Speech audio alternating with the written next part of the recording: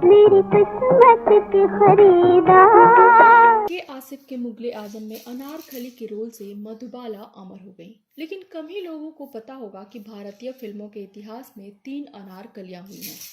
पहली मूक फिल्म में रूबी मायर्स, दूसरी 1953 के अनारकली की बीना राय और तीसरी 1960 के मुगले आजम की मधुबाला, जिनमें सबसे यादगार रही के आसिफ की मधुबाला। लेकिन आज के इस वीडियो में हम बात करेंगे बीना राय की और सी रामचंद्र की सुपरहिट संगीत से सजी फिल्म अनारकली की। 1953 में आई फिल्म अनारकली की अनारकली बीना राय 1960 में आई मुगले आजम की अनारकली मधुबाला से किसी भी मायने में कम नहीं थी। मुगले आजम के रिलीज से 7 साल पहले आई फिल्म अनारकली में वह अनारकली के रोल में नजर आई थी।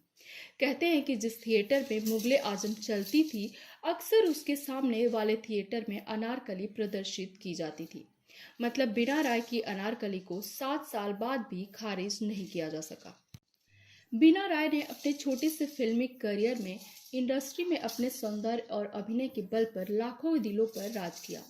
बीना राय और मधुबाला में कुछ समानताएं भी थी। दोनों ने एक अभिनेता को प्यार किया और वो अभिनेता जो मधुबाला का पहला प्यार था और बाद में बीना राय का पति बना। बीना राय का जन्म 1931 में लाहौर में हुआ था। उनका असली नाम कृष्णा सरीन था। बंटवारे के समय कृष्णा सरीन का परिवार कानपुर आ गया था। कृष्णा सरीन को पढ़ाई के लिए कानपुर से लखनऊ आना पड़ा और यहाँ उनका दाखिला हुआ आईटी कॉलेज में। शिक्षित परिवार से ताल्लुक रखने वाली बीना राय ने कॉलेज के नाटकों में हिस्सा लिया और फिर फिल्मों में काम करने का मन बना लिया। वह मुंबई जाने की जिद पर अड़ गई। माता पिता को मनाने के लिए उन्होंने भूख हड़ताल कर दिया। आखिर में वे मान गए और बीना ने कॉन्ट्रैक्ट के लिए अप्लाई कर दिया और वह विजेता भी बनी। उन्होंने बतौर अभिनेत्री पहली फिल्म मिली किशोर साहू की काली घटा। कहा जाता है कि फिल्म निर्माता, निर्देशक और अभिनेता किशोर साहू ने कृष्णा को एक नाटक में देखा था और उनसे काफी प्रभावित हुए। किशोर साहू ने कृष्णा को बीना राय नाम दिया था। काली घटा 1951 में प्रदर्शित हुई थी। फिल्म के नायक और निर्देशक किशोर साहू थे। फिल्म नहीं चली, लेकिन अपनी खूबसूरती के कारण बीना राय का जादू फिल्म निर्माताओं के सिर पर चढ़कर बोलने लगा। बीना राय अभिनीत फिल्म अनारकली की सफलता के बाद निर्माता निर्देशक के आसिफ ने अपनी फिल्म मुगले आजम में अनारकली की लीड भूमिका देने की बात कही, लेकिन दोनों की बात नहीं बनी। फिल्म अनारकली की बात करें तो इस श्वेत श्याम फिल्म ने धूम मचा दिया था। खास तौर पर इस फिल्म में सी रामचंद्र का संगीत जबरदस्त हिट हुआ था। आज मिले हैं मोरे सावरिया मोरे। बीना राय पर फिल्माए गए गाने बहुत पसंद किए गए।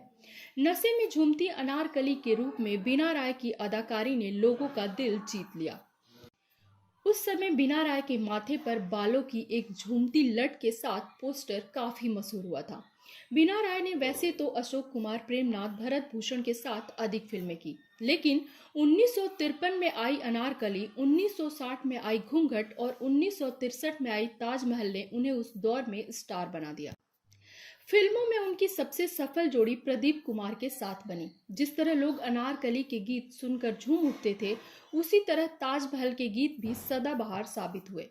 उन्हें 1960 में आई फिल्म घूंघट के लिए सर्वश्रेष्ठ अभिनेत्री का फिल्म फेयर अवार्ड मिला। मुगले आजम 1960 में रिलीज हुई थी और उस दौर की बेहद कामयाब फिल्म थी। मधुबाला को उस साल का सर्वश्रेष्ठ अभिनेत्री के लिए फिल्म फेयर अवार्ड मिलना तय माना जा रहा था, पर अवार्ड मिला बीना राय को फिल्म घूंघट के लिए। यह हैरान करने वाला फैसला था। इसके लिए फिल्म फेयर अवार्ड कमेटी की खूब आलोचना हुई। बीना राय को नागिन और देवदास के प्रस्ताव भी मिले थे, मगर बीना राय ने दोनों बड़े प्रस्ताव ठुकरा दिए। बाद में ये दोनों भूमिकाएं वैजयंती माला को मिल गई। नागिन और देवदास ने वैजयंती माला को टॉप पर पहुंचा दिया था। उसी दौरान हॉलीवुड की सैमसन एंड डिलायला पर आधारित औरत में बीना राय प्रेमनाथ की नायिका बनी।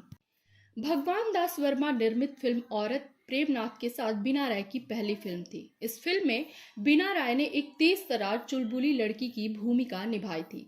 वो हर शॉट के बाद शर्मा जाती थी। उन्हें बार बार ऐसा करते देखकर प्रेमनाथ ने उन्हें छेड़ते हुए अपने अंदाज में कहा, तुम्हारे जैसी लड़की को फिल्मों में काम करने के बजाय घर बसा लेना चाहिए। कहा जाता है कि इस फिल्म के शूटिंग के दौरान ही दोनों के बीच प्यार हुआ। इस प्रेम कहानी के काफी चर्चे रहे क्योंकि उस दौरान प्रेमनाथ और मधुबाला के प्यार के किस्से लोगों के जुबान पर थे। हालांकि बाद में मधुबाला और प्रेमनाथ का ब्रेकअप हो गया और मधुबाला दिलीप कुमार के साथ रिश्ते में थी। कुछ समय बाद प्रेमनाथ और बीना राय ने शादी कर ली। प्रेमनाथ की फिल्म कंपनी ने सगुफ्ता गोलकुंडा का कैदी और समंदर का निर्माण किया। इनमें वे पति प्रेमनाथ के साथ नजर आईं, लेकिन पति के साथ उनकी जोड़ी दर्शकों को कुछ खास पसंद नहीं आई। अपने 15 साल के करियर में उन्होंने बहुत कम फिल्में की। 1967 के बाद वे अभिनय से नाता तोड़कर पूरी तरह से घर गृहस्थी में रम गईं। कहा जाता है कि फिल्में नहीं चली तो उनके पति प्रेमनाथ सन्यासी बन गए। प्रेमनाथ रिश्ते में राज कपूर की पत्नी कृष्णा राज कपूर के भाई थे। कभी लाखों फिल्मी दर्शकों के दिलों पर राज करने वाली हीरोइन बीना राय अंतिम समय में मुंबई के मालाबार हिल स्थित अनीता भवन में बेटे मोंटी के साथ रहती थी। उनके 2 बेटे प्रेम किशन और कैलाश नाथ हैं। प्रेम किशन फिल्म सीरियल निर्माण से जुड़े हैं। वहीं प्रेम किशन की बेटी आकांक्षा भी कई फिल्मों में काम कर चुकी हैं। 6 दिसंबर 2009 को उन्होंने इस दुनिया को अलविदा कह दिया। दोस्तों, कमेंट बॉक्स में हमें जरूर बताइए वीडियो आपको कैसा लगा। बीना राय से जुड़ी आपके पास भी कोई जानकारी हो तो हमें जरूर शेयर करें।